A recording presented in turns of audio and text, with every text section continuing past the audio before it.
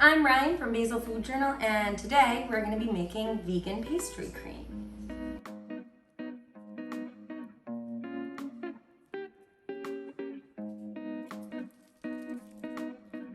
So this is the soy milk, which is the liquid base. You're going to add it to a pot with some vanilla. And you're gonna put that on the stove to simmer. And while that's simmering, you're gonna take the dry ingredients, which are sugar right here. A little bit of sugar, a little bit of cornstarch. And cornstarch gets everywhere, so can't do much about that. And then there's some nutritional yeast. And the nutritional yeast is kind of for like that umami flavor. And then there's a little bit of salt. And if you care about the color, you can add a little bit of turmeric to make it a little bit more like Bavarian cream looking, a little bit more creamy colored. And then there's butter, which we're going to add at the end. But this is just the dry ingredients.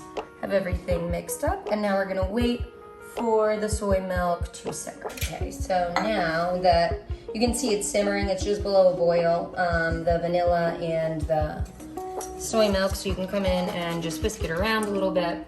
And now pretty much what you're gonna do is make a sample of, it's pretty much like you're activating the cornstarch without adding all of it at once, so you avoid getting those lumps of cornstarch and stuff in there. Yeah.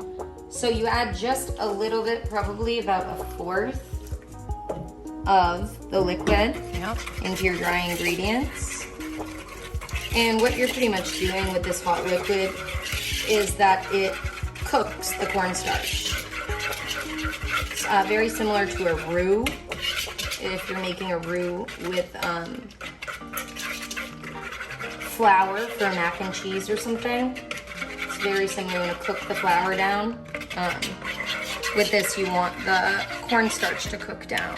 So now that you can see with the smaller amount of liquid, there aren't any lumps. That's right. In here from the cornstarch. And cornstarch, once it gets surrounded by a liquid, it'll just stay in that ball form. And that's why you'll get like lumpy. So then you're gonna take this, and while you're still on high heat, rather medium-high heat, you're gonna add it back in. As you can see, it's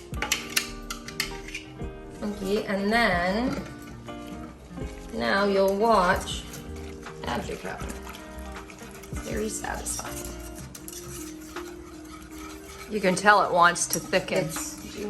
And then, once you get it to that where it feels like, you can lift the whisk up, and it leaves a trail that doesn't sink back in. Add the last part, which is, in this case, 114 grams of butter.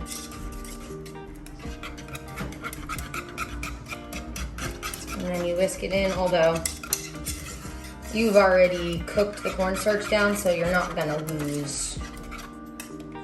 You can't mess it up at this point. You don't have to actively whisk it.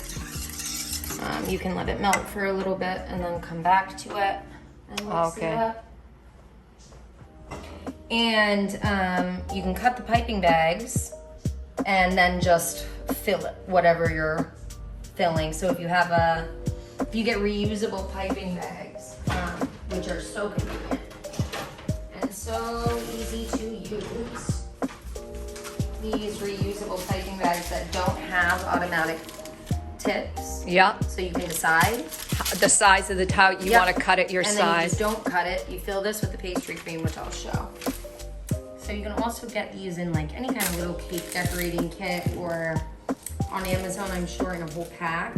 There's these convenient little rubber bands. You can use a hair tie or, you know, whatever, but they have these little, this little rubber piece on the end. So you could just take it like this, go around, not really in the way that you would think, rather than putting the loop all the way around the bag. You're gonna take this and then go around like this. And you can take this other end and it snags on there. I see. So, oh, that's and clever. see, it allows enough air to get out so that you can push it down. So now we're back, and we are going to be putting our prepped pastry cream in this little here tart that I made. Now, why does that have bumps in the tart? Don't cut that yet. Now Because you put beans instead of having pie weights when I pre-bake pie crust or tart crust, and you want to make sure that the bottom of it, the bottom layer stays down and doesn't grow, make bubbles and have little bumps in it. You want to weigh down the dough. And I use beans, dry beans. I use dry garbanzo beans. You can use any dried bean. Dried rice works too. Or you could get pie weights. They sell pie weights, but you don't really need them if you have dry beans around. Okay, so now Now we're going to fill said Now tart. tell me you're cutting this at a certain area because you want to make it bigger. Yeah, I'm gonna cut it probably right about here just because it's already here. You could go further up, further down, whatever you'd like. This will be just fine. Now I'm gonna hold it upside down so it doesn't do anything crazy. And then you just go in and... Oh, it's perfect.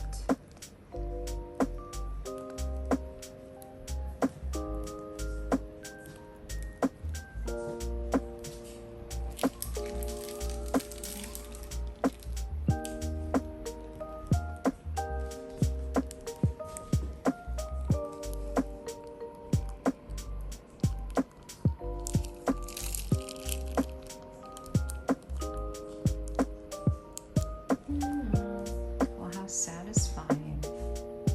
incredibly.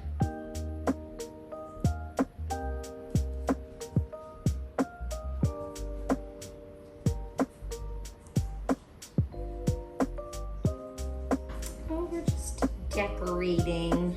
So, just gonna put the bananas around. Oh, yes.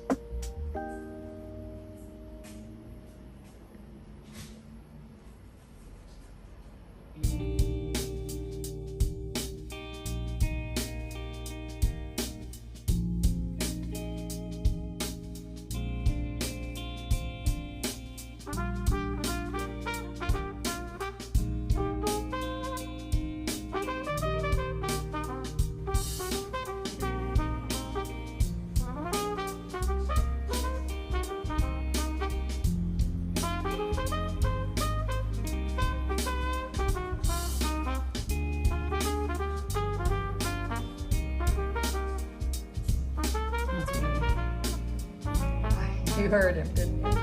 She's having a good time.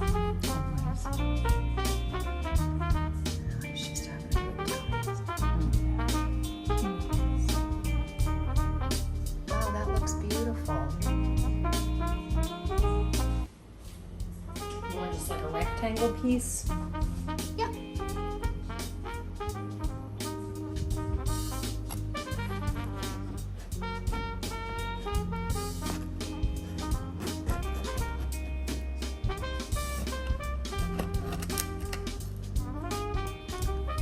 You're gonna take a bite, and then I'll take a bite, but you take a bite. Hang on. Okay, go.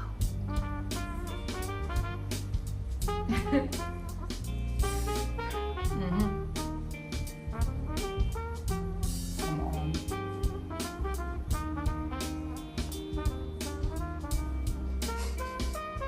It's delicious, even if you do say so yourself. Yeah. I'll have a bite in just a minute.